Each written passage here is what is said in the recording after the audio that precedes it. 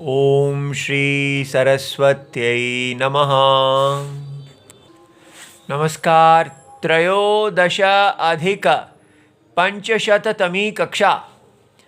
हमारा सूत्र चल रहा है उपपदम अतिंग 2:19 और इसमें परिभाषा आई है गति कारक उपपदानाम कृद्भिः सह समासवचनम प्राक शुभ उत्पत्ते। परिभाषा नंबर 75 जो, और इसको हमने कल भी देखा है और आज हम इसमें गति विषय में ये कैसे प्रयोग होती है। ये परिभाषा कहती है कि गति कारक और उपपद इनका अगर कृत प्रत्यय आने पर जो समास है इनके साथ, तो वो समास वचनम पहले सुप की उत्पत्ति से पहले ही समास हो जाता है।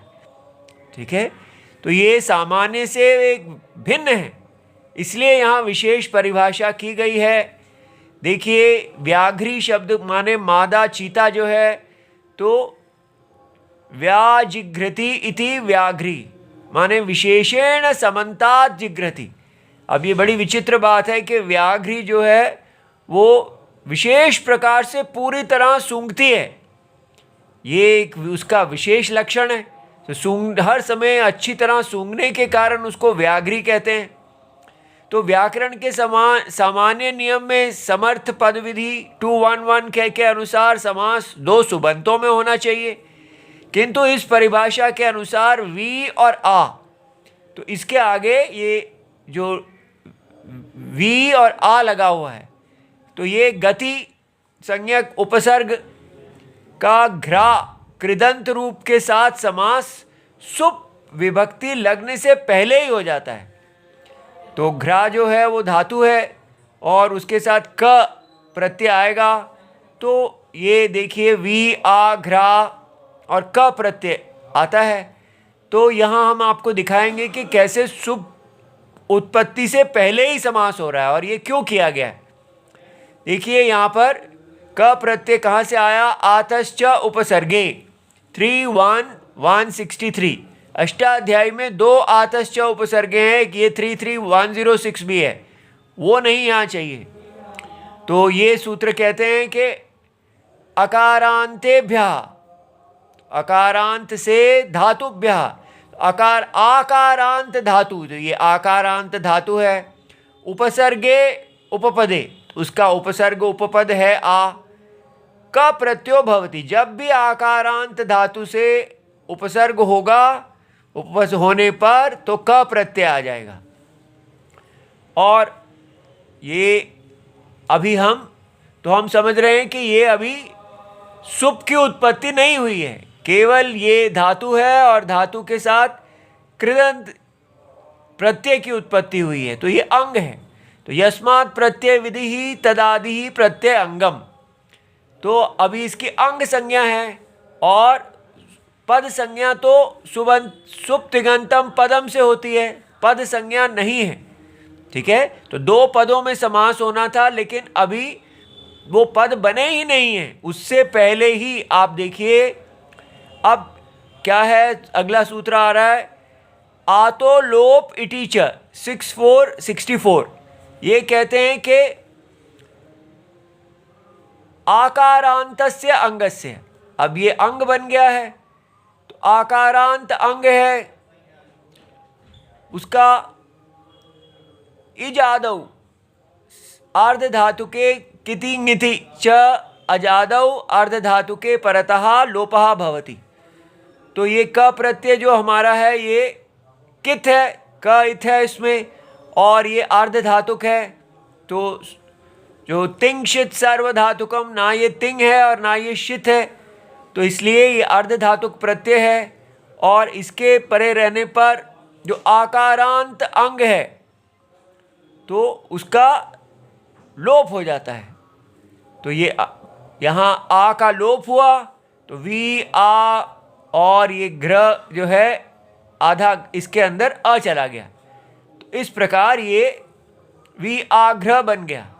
अब यहाँ ध्यान देना है कि इस अवस्था में आ और घ्र इन दोनों का समास हुआ, किस सूत्र से? उपपदम अतिंग 2-19, जो ये हमारा प्रकृत सूत्र है उससे समास हो गया। अब देखिए कोई सुप की उत्पत्ति नहीं हुई है, अभी ये सुबंत नहीं है, फिर भी यहाँ पर समास हो गया, ये यहाँ दिखाना है।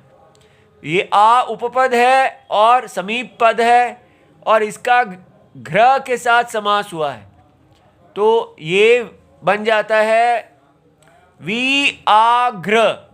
और फिर दोबारा अब इस वी का समास होगा कु गति प्रादयः 2-18, इससे पहला सूत्र। तो ये यहाँ ये समास, फिर आग्र भी अभी भी सुप की उत्पत्ति नहीं है, सुबंत नहीं है, तो इसका समास हो गया है। तो ये दोनों चीज़ें कही गई है, उपपद और गति और कारक हमने कल देखा था। इन सब में विशेष स्थिति में यहाँ समास हो जा रहा है बिना उसकी सुप की उत्पत्ति के। उसके बाद ये वी और आग्र जो है इसकी संधि होके व्याघ्र बन जाता है इको यणचि 6177 से। अब हमने यहाँ पर सुप की उत्पत्ति करनी है, लेकिन पहले लिंग का निर्धारण होना चाहिए। तो हमको पहले, ये तो पुल्लिंग है, हमको स्त्रीलिंग चाहिए, इसलिए स्त्रीलिंग प्रत्यय लाने के लिए स्त्रीत्र की विवक्षा में हम अगला सूत्र लाते हैं। जाते हैं स्त्री विषय विषयाद योपधात 4163। तो जाते हैं अस्त्री विषयात अयोपधात नीश। तो ये कहते हैं कि जब जाति की विवक्षा हो तो व्याघ्र एक जाति है, और ये जो अस्त्री तो मूलतः ये तो पुल्लिंग है, और इसलिए ये स्त्री प्रत्यय लगने पर स्त्री प्रत्यय होता है, इसलिए अस्त्री विषय है। और तो अयोपधात, जो यह इसका उपधा नहीं है, इसलिए सब ये होने पर इसको यहाँ ङीश प्रत्यय हो गया है। और ङीश प्रत्यय होने से यस्य इति च सूत्र से ये जो घ्र है, घ्र के अंत में स्थित जो अ है उसका लोप हो जाता है। तो इवर्णान्तस्य अवर्णान्तस्य भस्य इकारे परे तद्धिते च लोपः भवति। तो ये इवर्णांत है और ये भ संज्ञक है। भ संज्ञक कैसे हुआ? तो यचि भम, इस सूत्र के कारण जब ये अजादि आदि में स्वर जिसके है ऐसा स्वादि प्रत्यय बाद में आता है, तो ये इससे पूर्व की भ संज्ञक हो जाती है। तो व्याघ्र का भ संज्ञा हुई और भ संज्ञक के अ का लोप हो गया, तो ये ई इसमें जाने से व्याघ्री बन गया। अब हमें यहाँ समझना है कि ये, और फिर हम यहाँ हलनीयाभ्या सूतीसी अप्रक्तम हल से इस सु का लोप कर लेंगे, व्याघ्री बन जाएगा। लेकिन जो मुख्य चीज़ समझनी है कि क्यों हमने यहाँ पर पहले ऐसा किया कि समास कर किया और फिर यहाँ ङीश लाए। अगर हम समास करने नहीं करते, ये देखिए आघ्र, इस दशा में कृदंत से यदि शुभ उत्पत्ति करके पश्चात समास करते, तो पहले शुभ उत्पत्ति कर लेते और फिर समास करते, तो घ्र इस कृदंत पद से स्त्री प्रत्यय नहीं प्राप्त होता। क्या कारण है? कारण कि असमास की दशा में घ्र जातिवाचक नहीं होने के कारण, तो हमें जातिवाचक जो है उसी से ही ङीश प्रत्यय हो सकता है। अगर जातिवाचक ना हो तो ङीश ना होकर टाप प्रत्यय प्राप्त हो जाएगा, जो अनिष्ट रूप होगा, तो व्याघ्री नहीं व्याघ्रा बन जाएगा। तो ये बात हमको समझ में आई कि आघ्रा, इस दशा में कृदंत से जो है यहाँ पहले समास करना है, फिर और सुप की उत्पत्ति नहीं करनी है। ये बात यहाँ समझनी थी। इति सर्वम शिवम प्रणाम।